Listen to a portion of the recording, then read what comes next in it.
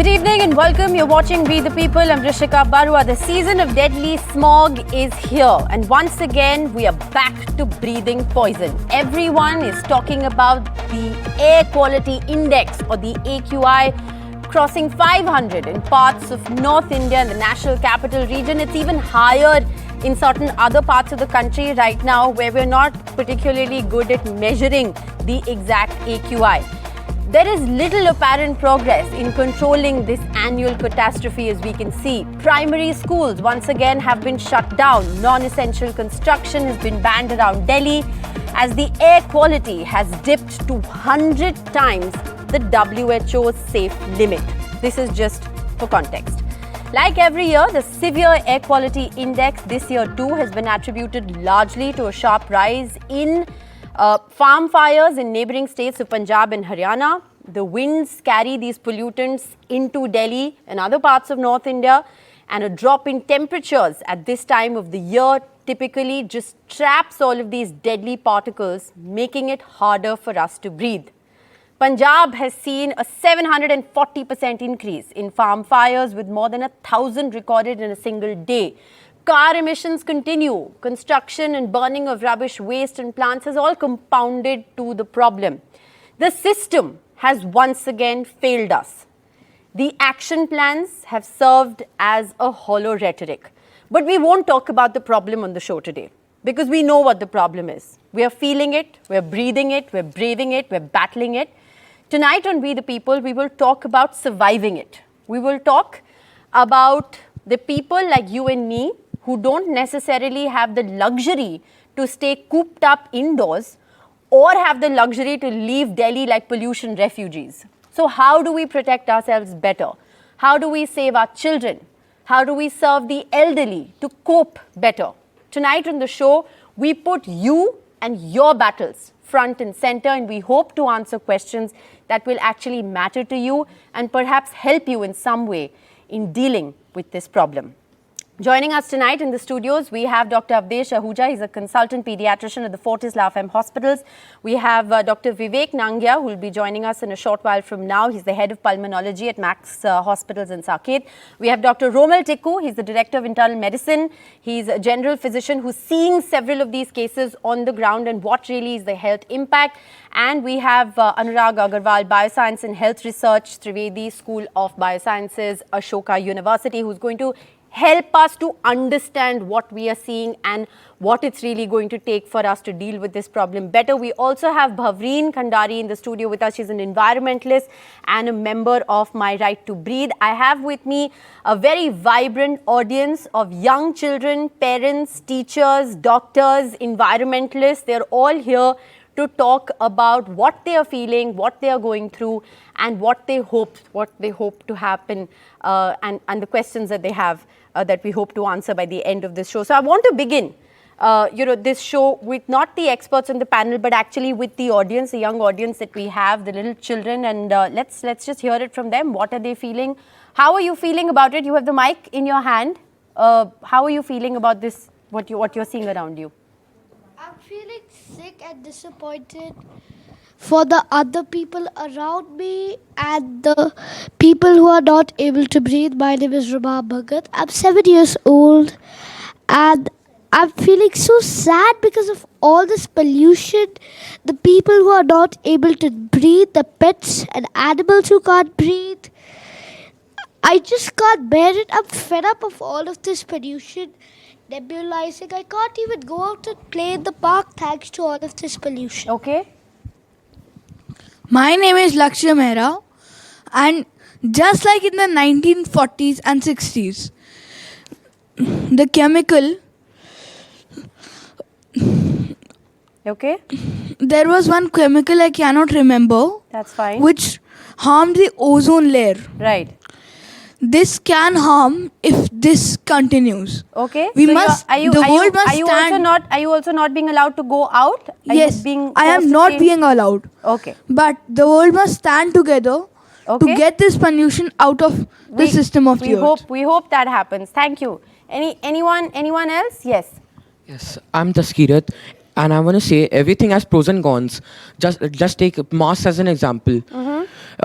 Like it protects us from pollution. But what about what about the suffocation it gives us? We breathe the same carbon dioxide we exhale out. And like I'm doing carpools. What about the others? Right. Okay, so you're doing your bit. Yes, you. Another thing is educating the locals, the masses. So farmers, young working classes, children who are being forced to work have no knowledge and no education about what pollution is. If you go up to them and ask them what they're doing for a living, they don't even know that they are breathing the air that is harming their lungs every single day, and these people die of lung cancer not knowing what they're going through. So educating masses and the locals and the lower class is an important thing. Okay, so we need more awareness, and I hope that we're trying to do that. The girl there behind you, yeah. But not just wearing masks is the only ultimate solution. We should have more solutions. We should research on. It. Okay. Even the scientists should work their part. Okay, yeah. Okay, and we talk about using public transport and walking on streets and going with cycles instead of using our cars. But we don't understand that the streets and everything, they are also polluted. So we need to work more towards working with MCD workers, how they feel, how they and come up with more practical and long-term solutions. Practical and long-term solutions. Yes. Yeah. Okay, let's take it to the parents. We have a lot of parents, concerned parents who have questions as well. Go ahead. Yeah. Can we pass the mic on? So I think it all begins with us. What are we doing to battle this? Right. We are victims of what we have created. Right. Some of us are profiting from this pollution, leather industries and whatnot. There's a whole bunch of them. What are we doing? How are we playing our part to curb this, to make sure we don't face the brunt of this the next year? Okay. Are we harnessing solar power enough? Are we putting solar panels on our rooftops? Are we making sure no trees are harmed or cut? Okay. It starts with us, All right? We have to all do our bit as well. Yes. Okay. Very quickly, and then I will take it to panel. I teach lesser privileged kids in the park, in a park in Defence Colony, and unfortunately I'm not able to do my classes which I do in a park.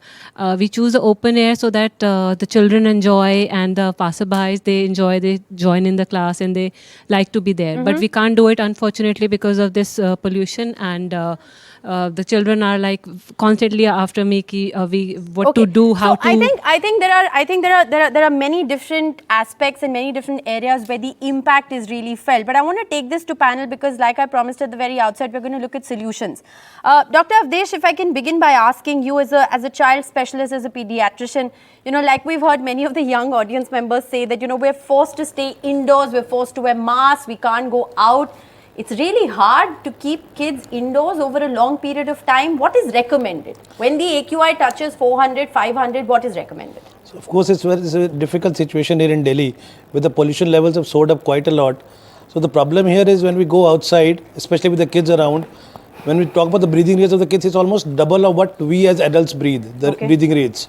So the same air, the kids are breathing almost 2 times of what we are breathing in. So the harm to the kids is much more than that we see in adults. So it is obvious that the kids have to remain home, at least in the time the pollution levels slightly come down a little bit. Wearing of the mask is important when the babies go out. Of course, it's not going to stop you from taking the air which is outside, but of course the small particulate matter which is less than 2.5 mm, at least that can be stopped from getting inside your lungs. So that is an important part. You need to stay home as much as possible, go out only when it's required, and if you are going out, please wear masks.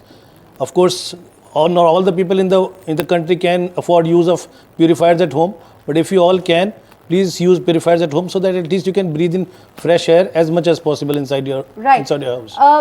I want to also ask you, what about young infants? What about children who are under the age of 1 year, for instance? You can't possibly be making them wear masks. Is it safe for them to go out? Right. So masks are generally recommended for babies who are more than 2 years. Right. Before that, it is difficult for the kids to wear masks. You cannot ask all the kids to wear masks and go out. The only important part is to keep them inside as much as possible. And of course, when you talk about small babies or small kids, pollution has got a multi-level thing which affects the babies. Not just the term babies, we're talking about the preterm babies as well. The rate of preterm babies increase when the pollution is there. There are studies which have shown that the preterm births increase.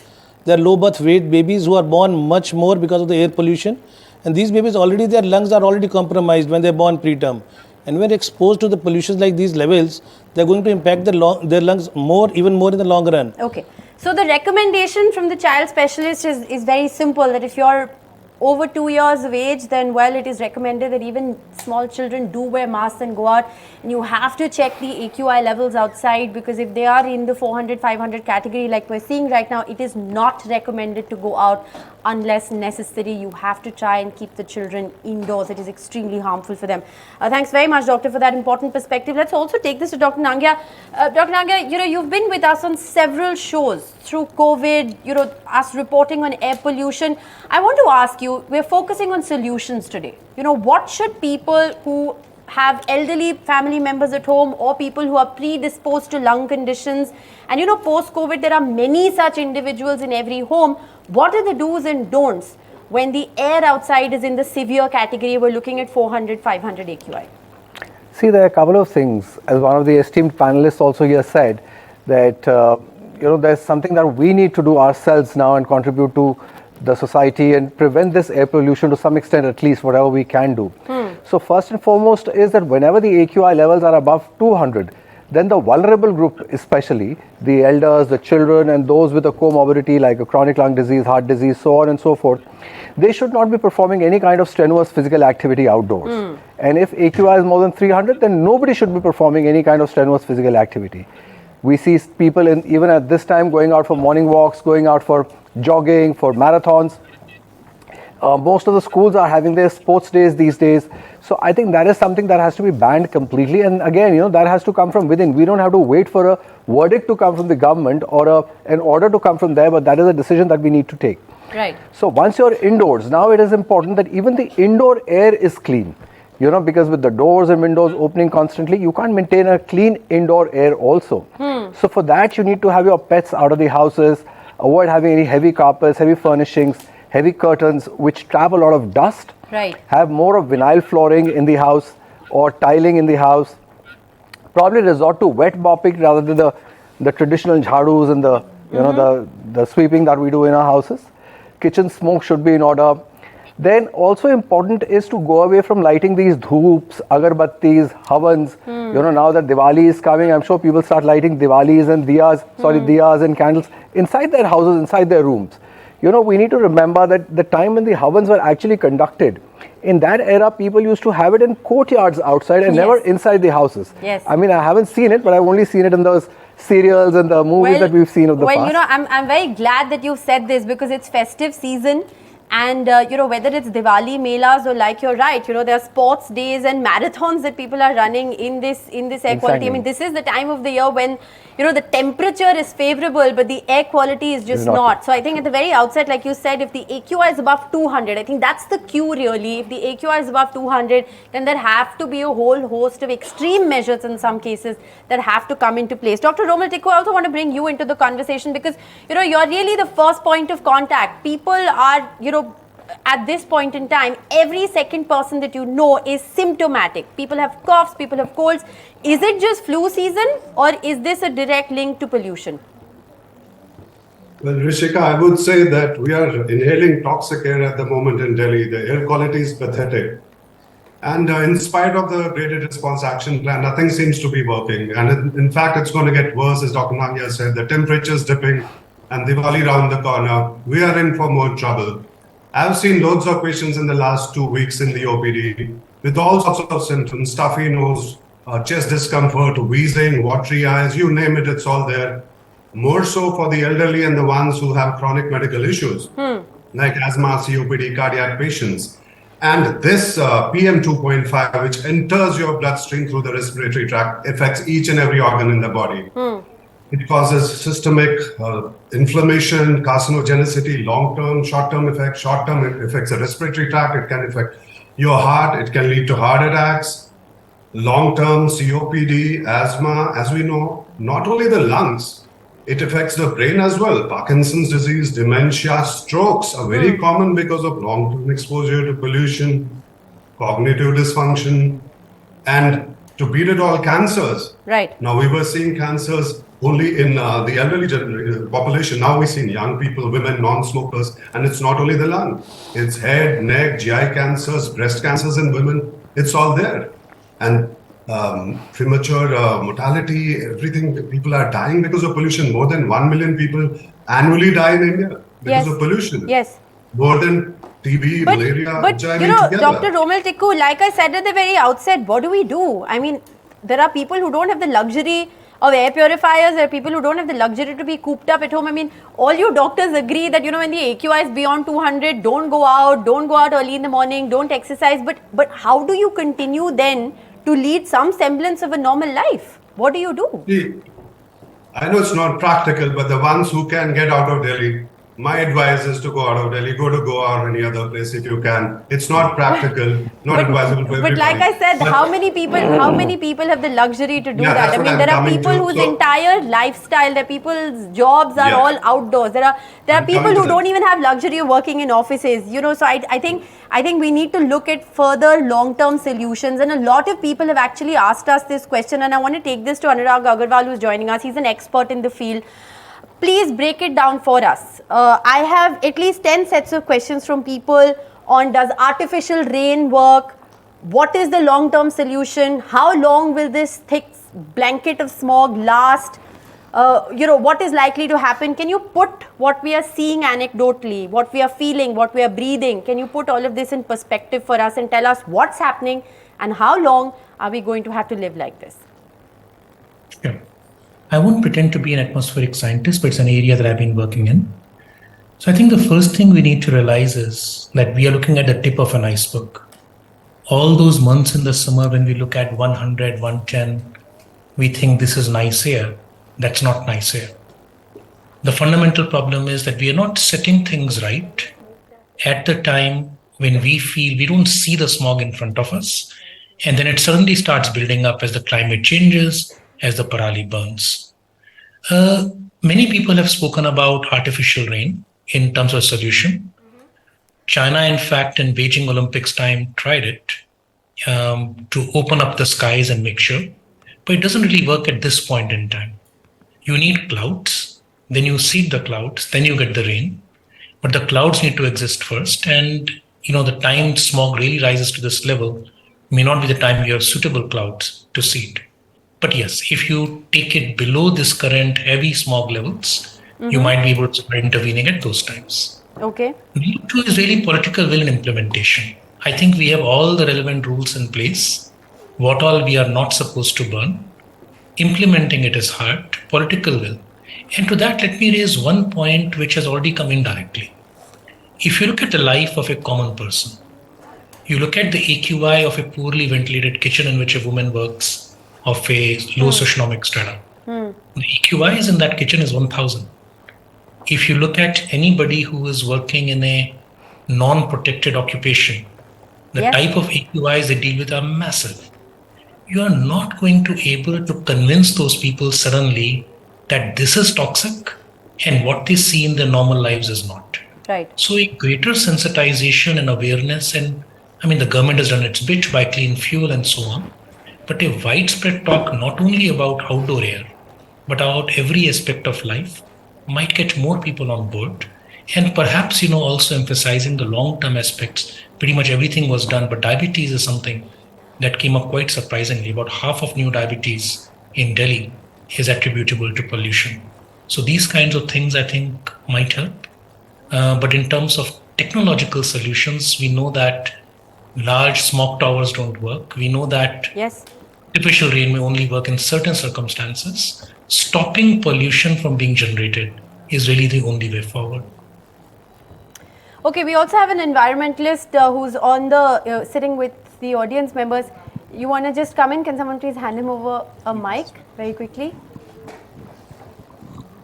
Please introduce yourself and And just add to what Anurag Agarwal's already said. Yeah. Yeah. Hi, I'm Abhir. I've been working as a youth environmentalist for 8 years. Been very lucky to be in a lot of these panels. But that's what's really unfortunate. We've been talking about this issue for so many years. And I think instead of asking doctors for practical solutions, we actually need to be asking our, the agencies responsible for implementation why that's not happening. We need people from the Air Quality Commission to be answering the question that why existing laws which are there aren't being implemented and enforced. Because we have the framework in place, but the larger question is, A, why is it not happening year around? B, why are we talking about this only this time of the year? Yeah. And why is the pressure only in this political blame game only around this time of the year? So, right? I think the second part of your question has answered why we're not talking about that on We the People, because I think we've all heard several debates and discussions with the political tutu meme and questioning authorities, and all of those rhetorical answers and action plans is something that we here at NDTV, for instance, have very largely reported on in great detail. But I think, like I said, this show focuses on the survival kit. We're living in this mess. How can we just protect ourselves better? Bhavreen, like the doctors have said, stay indoors, migrate out of Delhi if you can, wear a mask, you absolutely have to. Just break it down for us as someone who's, been fighting for the right to breathe. Do these solutions, which technically are life-saving in a lot of ways, for how long, do we have to put up with this?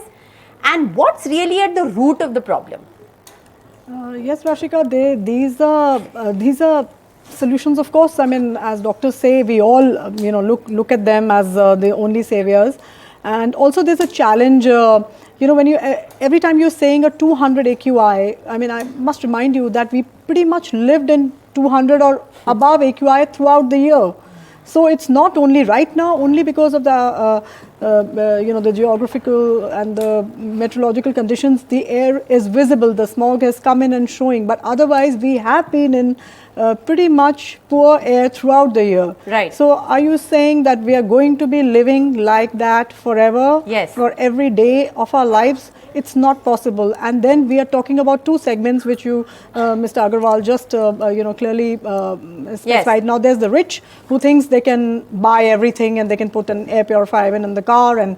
Well, absolutely. And there is a difference in the way the privileged and the non-privileged are going to be able to deal with the situation. Battling too many other problems to actually worry about this. I totally agree with you. I do want to address very quickly some of the questions that we have coming in.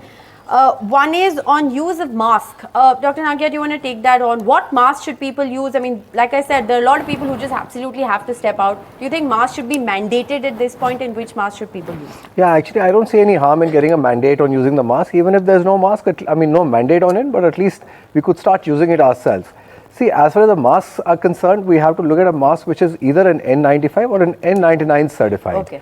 So an N95 mask would prevent 95% of the 2.5 particles and lesser, and N99 would prevent 99%. It will not provide you protection against the toxic gases and the finer particles, but whatever it does, there is some protection against it. Okay, so an N95 or an N99.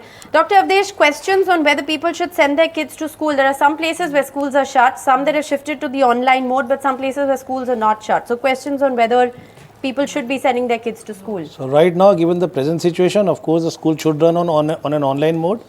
But of course, with an online mode, there's an increase in the screen time as well, which again is going to add on to things. There are the issues with cognitive development. There are lots of screen time which is happening at home.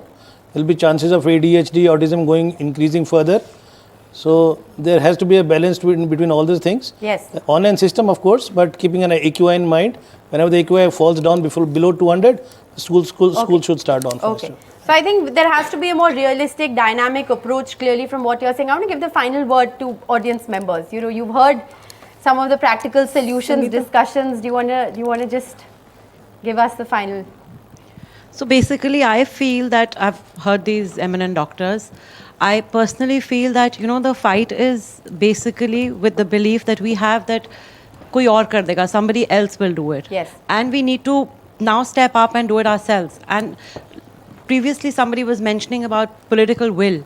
And I feel that it has to be a combination of everything, enforcing these laws and also a combination of the government and the people working together. So we all have to, because we have our children suffering. Everyone has to do their bit. Yeah, and I the think kids are that's suffering. key. Kids are majorly suffering. Yes. So we need Very to step very forward. quickly. We have 10 I would seconds. just like to add one thing. I think we should not be okay with just 200 AQI also throughout the year. The sensitization of the government, of the people is very necessary. We can't just wake up at 400 AQI, smog is there, school band kar do. I think I'm can't right. be okay with this. Right? But 200, 250, you have to make alarming. You know, we can shut down the school. You have to shut down certain things. Valid point. Why let the alarm bells ring when it touches 500? There are also questions, Anurag Agarwal, very briefly, if I can just bring you in. Questions on how China has done it. China has been able to reduce the air pollution by about 40% in the last 10 years. Do you think there's hope with that statistic for us in India? Well, China continues to have bad air days. I mean, in fact, Beijing was recently struggling with air pollution. But on the whole, it has made drastic improvements. Yes. And part of it is this, if you react, when everybody can see the pollution, you're not using science. Science is about measuring it at 100 when it looks nice, but it is not. Yes. And starting the steps at that point in time. Right. I think pollution is a conversation and a problem all year round. It's a conversation we all need to have very consciously all year round. Let's not wake up when the AQI is 400 and 500, and let's not settle for AQI at 200 and be like, that's okay. I think that's the general consensus. You all have been a fantastic audience. I'm sorry if I haven't been able to give all of you time. And for the viewer who's joined us, I sincerely hope that some of the questions that you asked us have been answered, and this show has lent itself as some sort of a survival kit as we all battle through these tough times. Thank you very much for joining us in this edition of We the People. Good night.